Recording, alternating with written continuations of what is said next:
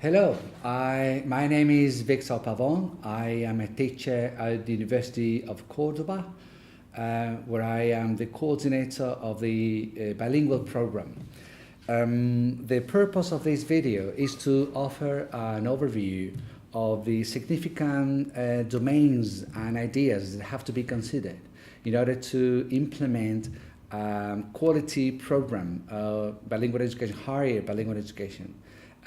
It will be useful for people who have to take the decisions, what to do, how to organize things, and it will also hopefully be useful for teachers who are preoccupied, who are concerned about the most important things that have to be taken into consideration, even in their classes, so that what they do is, again, a quality approach to the teaching through another language, in this case English.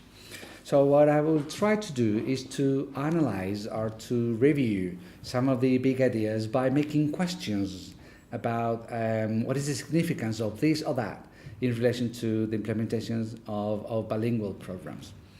I have prepared 10 questions so that we can work with them. I will give you my personal point of view according to my experience and the contact with teachers and the visits to other universities where there are already implemented bilingual programs, not only in Spain, but in other countries such as Belgium, the Netherlands, and Germany.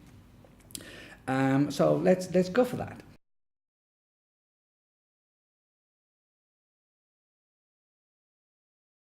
To me, the answer is very simple. It is absolutely essential. For one reason. The main reason is that we need to be homogeneous. There will be cases, there are cases where universities are doing bilingual programs in certain studies, in different courses. Sometimes it is a undergraduate, sometimes it is a master's degree, and the university has to take into consideration the sense of, as I said, homogeneity, that what is being done in at the same level, same way, and the same objectives and the same procedures in all these studies.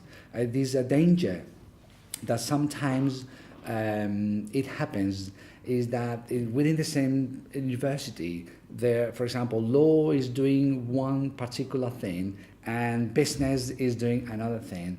And this is not good for an obvious reason, that we want to attract students from other universities, and the students will come to they want to study different areas. It has to be given, as I said, once again, an homogeneous product from the university. And also, we have to take into consideration some issues like, for example, the objectives, the content objectives, linguistic objectives, and we have the responsibility to enable our students for mobility too. If they want to take other studies in other universities, one of the main reasons for implementation of bilingual studies to provide them with the linguistic tools so that they can go out and take those studies in other universities that will probably be teaching through English too.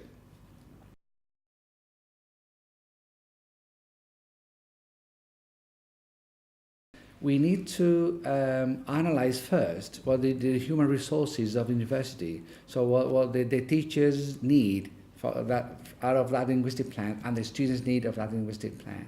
We will go into the details a little bit later, but the first thing that has to be said is that we need to decide in all universities, we want something to be bilingual, completely bilingual, or monolingual. I mean, if we are offering students a complete degree in one particular language, in this case English, or if we are doing some subjects to be taught through English in the same study. So it is something that apparently is out of discussion, because the idea maybe is that we will go for monolingual, I mean everything through English. But in the cases where we are doing this to promote the use of English in our students, maybe it could be a good idea to start with bilingual study, in the sense that some subjects are taught through English and some others are taught through, in this case, Portuguese or Spanish or whatever the mother tongue is. And the second thing about the necessity to have a language plan is that we need to assign a key role to language specialists. The people, the expertise is on the shoulders of language specialists. So we need to be able, the university, to place the role, to assign a significant role to these people, to these experts, because they will be the ones that will guide the implementation of the plan, of the bilingual plan. So we need to have a language plan, and that language plan should be supported and guided and controlled in a way by these language specialists.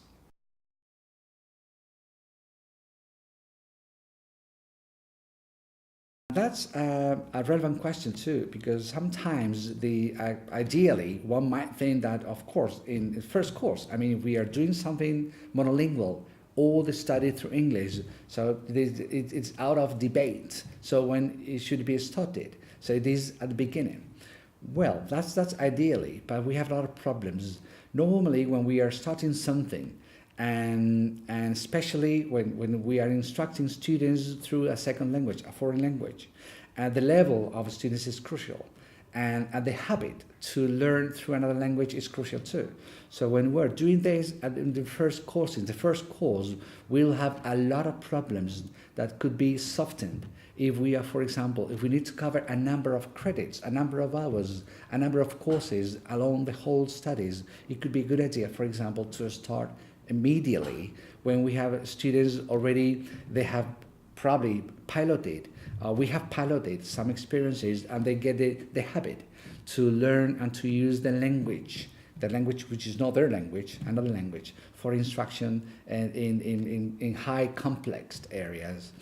So that's why we need to think about that. So when might be a relevant question in some cases, well, but I have to say, as I said at the beginning, that maybe this is not the issue if the idea, the objective is one particular study to be given and to be offered completely in English, right? But it might be a question to be considered.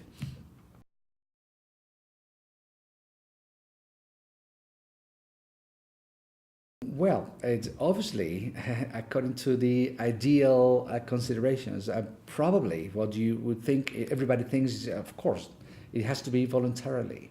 But if this is the way that it has to be done, which I personally advocate, I really think that it should be something voluntarily from the part of the teachers. We need to establish that voluntarism on two basic pillars. One is the teacher qualification.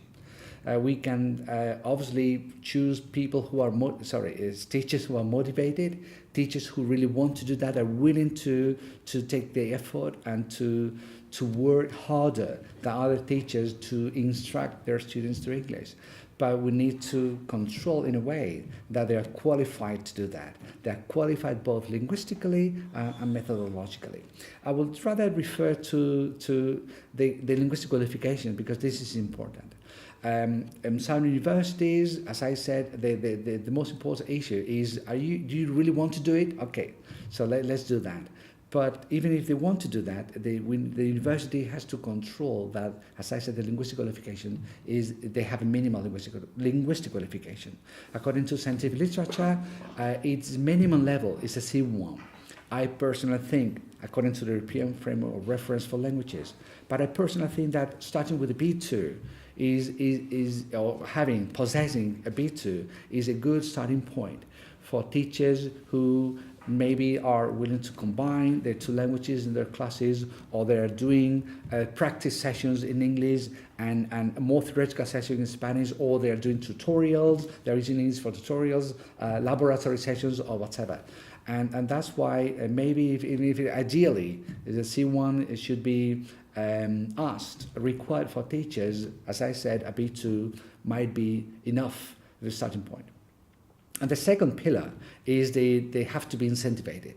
If we ask teachers, whatever motivated they are, if we ask teachers to do something, they have to receive a compensation, and a sound and clear compensation. Maybe Just compensation will take the form of reduced, shorter groups, so that they can be more comfortable and making people participate more seminars and things like that. Or maybe the compensation, the incentivization, can take the form of a budget, so that they can use the money to buy materials or to take courses in the language.